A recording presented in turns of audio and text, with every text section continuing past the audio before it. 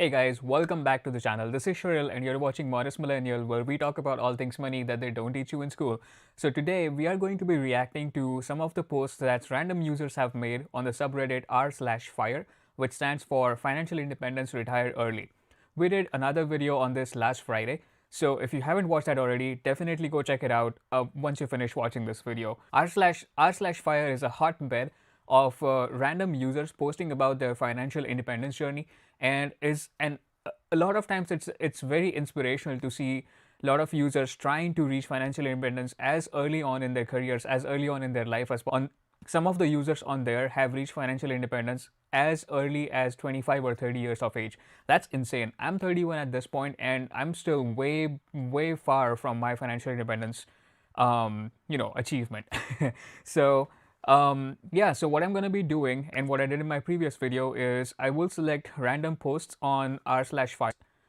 You will see r/fire pop up on your screen in a couple of minutes here. And what we will do is we'll read the post and try to see what me as a personal finance enthusiast would do in situations that the original poster was, or the author of the post was, or still is in. And yeah, let's take a look here. Let's find out. All right, I'm gonna switch my screen and then we'll start looking at Reddit. All right, so cool. So this is Reddit. We have r/fire open in front of us. You can see right here it stands for Financial Independence and Retiring Early. So yeah, let's take a look at all the posts that have been posted here for the past week.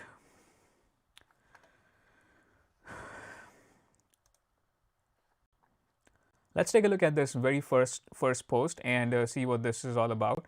So it says, spending over the last year less than 4% rule for the first time. Okay, so I'll explain what the 4% rule in a second here, but let's just read what the post is all about. So it says, hello, see attached overview of assets on Imager. We broke the 4% rule. Is this still the standard? Or should we try a lower percentage rule as we are still quite young, early 30s, great, and don't have kids yet? Still plan on working another few years, but we are contributing a lot to assets, which I think is the right path. Of course, I expect spending to increase with children, so we still need to increase the assets, but thought this was a cool milestone. Charles Schwab is a post-tax brokerage fund, invested mostly in big tech stocks. Retirement is split between Roth 401k. Home is worth 700,000, which is okay. It's big, but whatever. But we have a mortgage of 15 years. Okay. Any tips to improve, allocate differently? Thank you for all the interesting stuff on this subreddit. Yeah, so stuff on this subreddit is definitely interesting. Let's take a look at what their allocation is like, all right?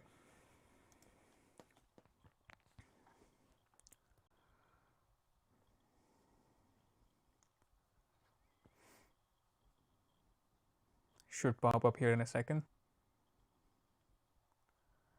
All right, I really don't know if you can see this, but yeah, so last year in Charles Schwab, which they mentioned is a post-tax brokerage account, they had 1.175 million. Now they have in Schwab 1.379 million. Their net worth is about 2.1 million, which is combining the Schwab account, the retirement account, and now the home equity. Okay, all right, that makes sense. Stocks, they have 62,000, which I'm a little bit confused about because I thought the brokerage account was also stocks, but okay, whatever. Emergency fund is 45,000. That's smart because you always got to have emergency fund. Loss to inflation 5.4%, capital gains tax 20%. Okay. All right, so yeah, so $2.1 million in net worth in their early, what did they say, early 30s? Yeah, so early 30s, 2.1 million is really not bad. I'm not sure when I'm gonna get to 2.1 million, honestly. But yeah, so I think here's the thing. Let's start by discussing what the 4% rule is, right? So 4% rule is kind of like a guideline for taking distributions out of whatever you have invested in the market or whatever amount of money you have left over. So 4% rule states that you can take up to 4% out of your retirement investments or out of your total investments, whatever you have once you have retired. And that way, with the appreciation that the market experiences every year, you will still have money left over and your money will still grow, which means that theoretically you will never run out of money. So, just to explain that in terms of numbers, if you had $1 million invested in the market, with the help of the 4% rule, for 2021, you would be able to take $40,000, which is 4% of $1 million, for spending, for living your life, for paying for groceries, for paying for your car, and you would still have $960,000 still invested in the market, which, if the market grew at an average rate of 7 to 8%, would end up being higher than the original $1 million that you had invested in the market. So next year you would be able to withdraw a slightly more number, slightly higher amount than the $40,000 with the 4% rule, and that way it keeps going on and on and on. Where several years down the line, your investments are worth way more than the $1 million, and the 4% of that investment is way more than the $40,000. So yeah, for those of you who are trying to plan for your retirement journey, the way to do it would be to calculate what your annual expenses or your monthly expenses would be in your retired life, and multiplying by that by 12 to get your annual expenses. And that annual expenses will be 4% of your actual net worth. I'm sorry, 4% of your actual investments, not your net worth. And yeah, as long as you take 4%, you will ideally, theoretically, never run out of money, which is a good thing, right? So yeah, let's break this down. What I see here is they have a net worth of 2.1 million, but out of that, 400,000 is home equity. So realistically, their net worth or their actual cash investments are roughly about 1.7 million. So 4% of 1.7 million. Let's try to do that math. Oops.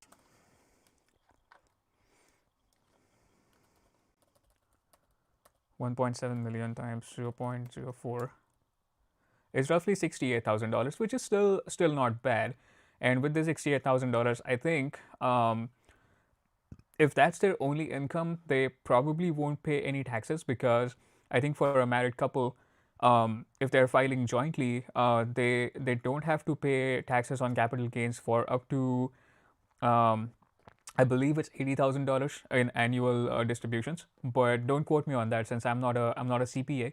It's just my opinion on this one, and from what I have read.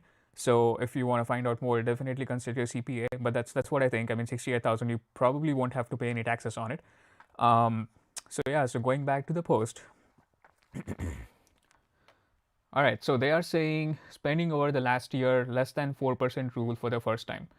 Okay, so what I would imagine is going on is their assets have grown so much over the past few years that in the past they were used to spending about 4% or a little more than 4% of the total invested money. Because like we discussed, 4% of 1 million is $40,000 and 4% of 1.7 million is $68,000. So if your expenses for the year are, say, $50,000, and if you only have $1 million invested in the market, then yeah, you are spending $10,000 every year more than the actual 4% that you should be withdrawing. But now that they have $1.7 million invested, they're able to withdraw slightly more with the 4%, which comes out to $68,000. And their expenses are still consistent at $50,000. And this is just an example, just to try to explain what they're trying to mean by this post. So yeah, so they're still left over with $18,000 at the end of the year that they are not spending. So if I do the math again, if their expenses really are $50,000 and their cash net worth is 1.7 million,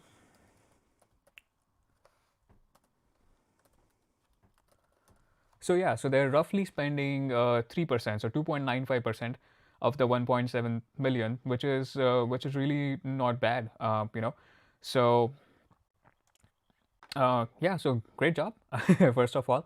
And yeah, the only thing I would say is with the 15-year mortgage, I think the interest rates are so low right now. And them being in their early 30s, I think they can definitely afford having a 30-year mortgage instead.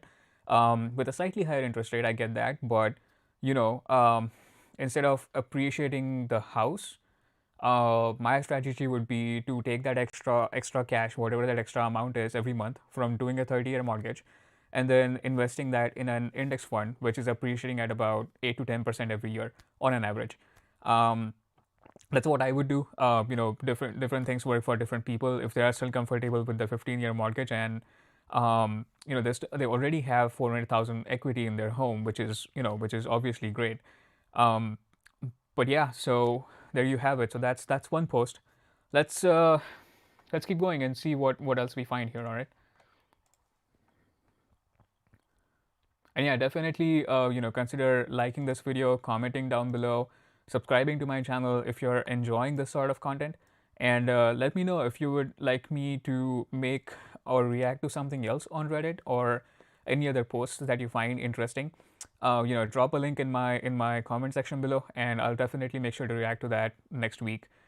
Um, so this one, not super. I'm not gonna advise anything on this one, or I'm not gonna give my opinions on this one, but let's just take a look at what this post says. Update: I finally quit my job, which is great. Congratulations. That's such a big leap. Going from having a job and being used to making an income every month to not having a job, doing absolutely what you love every single day, and golfing even, who knows, and not having to rely on an income source, uh, you know, that comes from you working 40 hours a week on an average, roughly, but then being happy with whatever money you're getting from your investments. That's what this is all about. So that's what FIRE is all about. So let's try and read this post real quick here.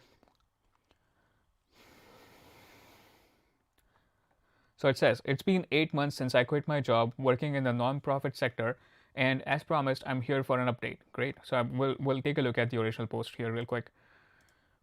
Financially, it was the principles I learned from FIRE that enabled me to take this sabbatical. Everyone lovingly told me I was crazy when I decided to quit my job in January without another lined up, but I did it anyway, and I'm happy to say it was the right decision. That's awesome. I'm happy for you. In a way, the last 8 months gave me a taste of what it'll be like when I achieve FIRE. So what they did after quitting their job for the last 8 months, which is great, right? So this gives you an idea of what you can do once you have achieved FIRE, and you are financially free, and you are not reliant on your job to pay your bills every month, and you can just take distributions from your investments and just do all these things that we are about to read. All right, are you ready for this? Just have your seatbelts on because it's gonna get crazy. So this person here, job search, network, contemplated what they really wanted to do with their career, and developed skills by studying for a project management certification. That's awesome. I mean, even after, I'm assuming they achieved FIRE. Well, I guess they haven't. They're just taking a sabbatical at this point.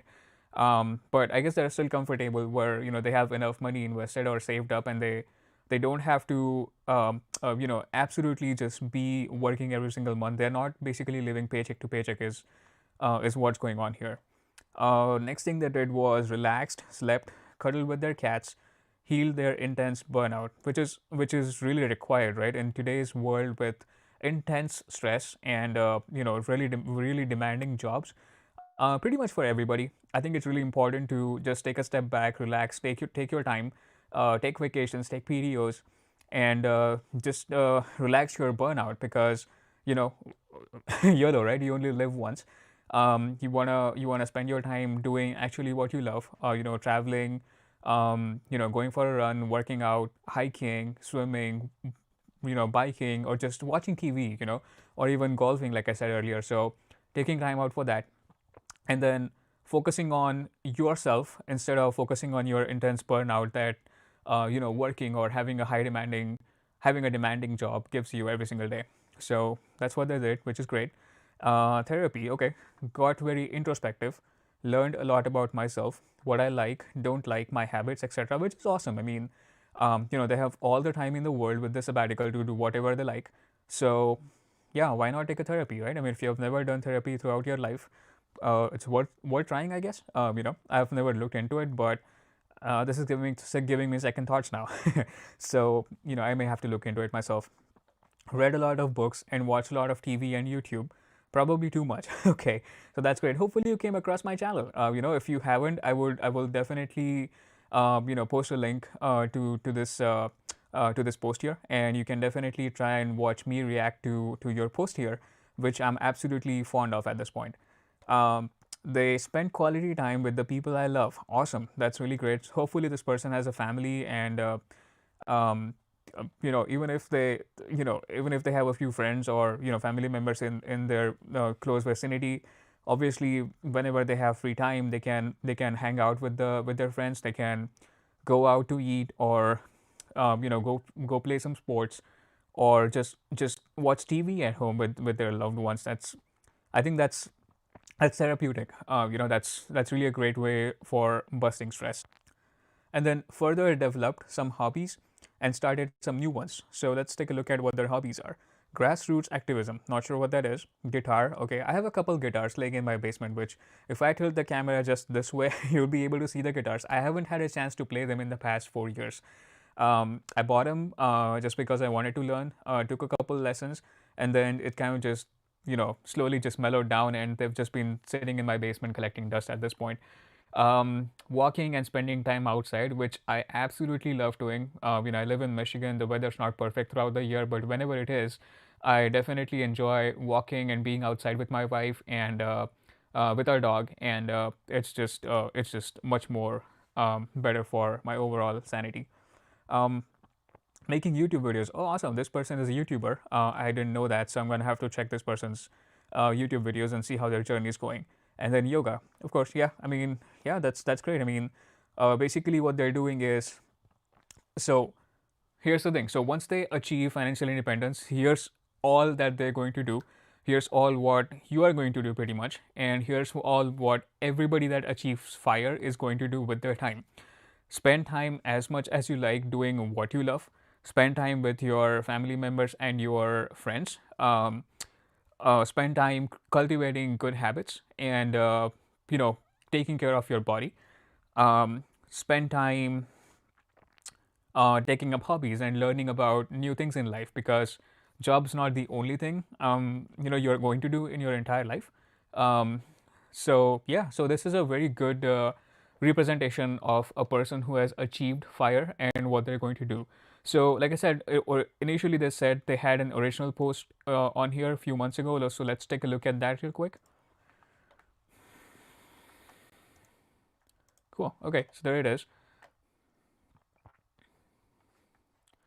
So they say, found out about fire in spring of 2020 and have been saving and investing like crazy since then. I wanted my first post in this sub to be my zero net worth post. I have 50K in student debt that I am slowly paying off. Here I am about 8 months later at negative 8K net worth without a job. Okay, so their original post was, they hadn't achieved fire. They were just barely starting from scratch, actually starting from negative, and trying to achieve fire. But what got them motivated is here. So fire is a gift.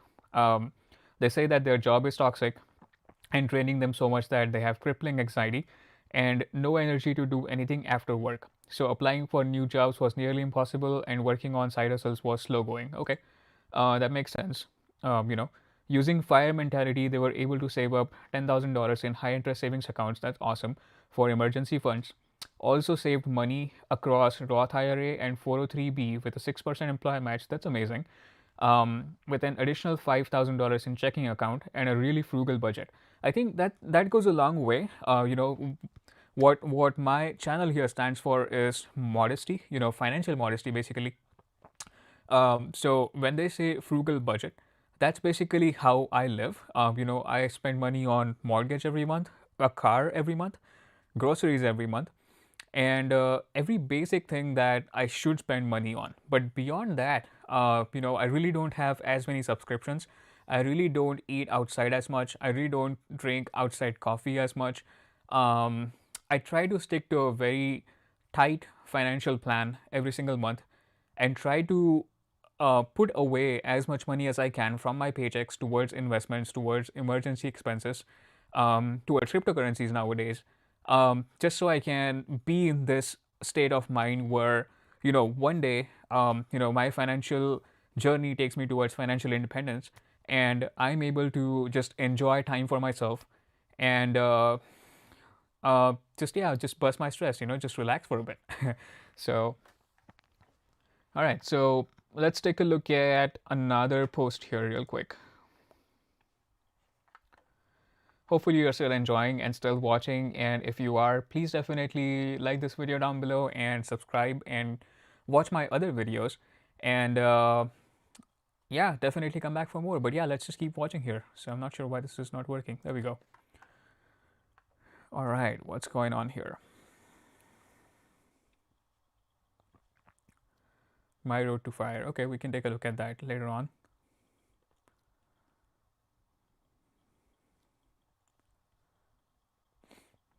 Let's take a look at this one, car purchase. It seems interesting. I think they're looking for answers on this one. So it's less about the journey, but they're looking for answers as a person who is trying to do fire, I think. So let's read this. How does the fire community buy cars? All cash or take monthly payments? I'm not talking about used, new, cheap, expensive. Just how do you fund the car? Okay, I'm just gonna talk about, I'm just gonna ignore this statement here. Not talking about used, new, whatever. I'm just gonna talk about cars and car payments in general. So I was reading an article on CNBC, I believe, the other day, that said that the average car payment in the United States is $632 per month. That's a huge amount of money to throw away towards a depreciating asset every month. So what a depreciating asset means, your car, basically, when you buy a car, brand new or even a used one, cars are machinery, so it's gonna have wear and tear every single mile that you drive. And apart from just spending money towards getting the car serviced and maintained and changing tires and changing brakes every few thousand miles, the cars automatically depreciate in value, just because it's getting older and just because it's getting less and less reliable over time. Um, so yeah, so that means it's a depreciating asset, right? But for fire, what people typically do is, people tend to buy an old, used, reliable sort of a car. So when reliability comes to mind, you can mostly rely on like the old generation Toyota Camrys or Toyota RAV4s, and they basically drive up to like 300, 350,000 miles, throughout their life. So that's what people do. When you buy a used car, is it depreciates slower than a new car will depreciate. So I think from what I've heard, a new car, as soon as you drive it off the dealer's lot, will depreciate by about 15 to 20%. So if you're buying a car that's worth $50,000, the car has already lost $10,000 in value as soon as you drive off the dealer lot. So if you try to sell the car the very next day since you bought it, you will only be able to get $40,000 for the car, assuming everything else looks okay. So that's basically just throwing away money, right? And you're still paying $500 to $600 every month in payments for that same car, even with the depreciating value of that car. Um, so what the fire community people will do is, or what I have done is, I bought a 2-year old, I bought it last year. I bought a 2018 Ford Escape for roughly $15,000, and the car had like 27,000 miles on it or something. So it was still within the manufacturer's warranty. It's a decent car. I wouldn't say it's the most reliable. Ford is not known for its reliability. It's known for comfort and good driving vehicles, and I enjoy driving the vehicle. That's why I got it.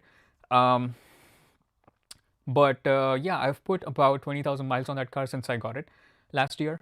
And the I was checking on Kelly Blue Book the other day. Whatever I owe on that car is what the car is worth if I go out to sell it right now.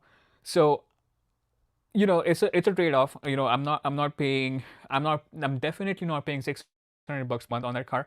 My payment is roughly $250 a month, I would say. um, so it's not bad. My interest rate is low. I'm still making monthly payments on it. So talking about interest rates, first of all, so they talk about buying the cars all cash or taking monthly payments on it. All right, let's talk about that real quick. So I think I'm all for making monthly payments on things. So making monthly payments on my mortgage, making the most of my mortgage. So I still have a 30-year mortgage, and I intend to keep it that way for the better part of the 30 years. My car loan is spaced out over, I believe it's 6 years, and I'll still keep making the minimum payments, whatever's required for the better part of the 6 years, unless something changes. The reason for that is my mortgage interest rate is really low, my car interest rate is really low. And with the amount of money I save by not throwing away towards a depreciating asset, which is my car, I invest that difference in the market, and the market's able to get me about 7 to 10% or 8 to 10% on an annual basis. So the lesson here being, or the lesson here being that if your interest rate on an asset is less than what I think they say, like 3.5 to 4%, you are better off just making monthly payments on it, just having a loan, and investing the remaining money in the market just to make more out of that money.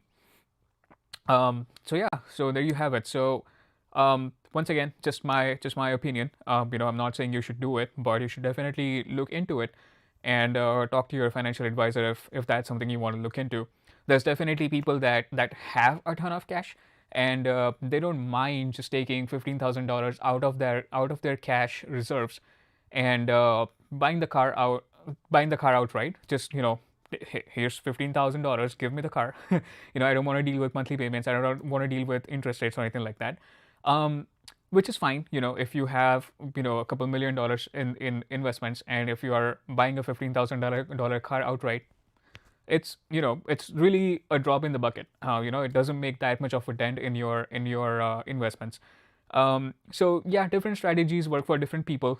Definitely not worth buying a really expensive car right away, especially early on in your career, unless you have a really, really high net worth and you can afford the monthly payments for the car, or you can afford the price of the car from whatever you can borrow from your investments on an annual basis, and your investments still keep growing. I think that's the only way you can really look into getting a more expensive car.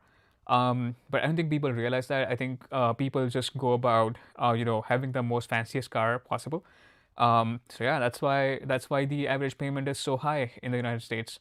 But yeah, that's my 2 cents on this. Yeah, so I guess that's about all I have, guys. Thanks so much for watching. Thanks so much for tuning in to this video.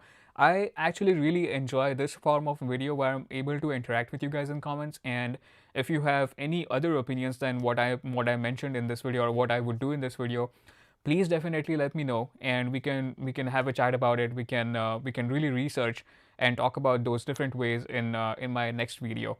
So yeah, thanks so much for watching again. Go ahead and like this video, go ahead and subscribe to my channel, share this with your friends if they are planning on getting onto the fire journey. And yeah, stay tuned for my next video next week, same format, same day, Friday evening. And I look forward to seeing you next week again. All right, take care, see ya.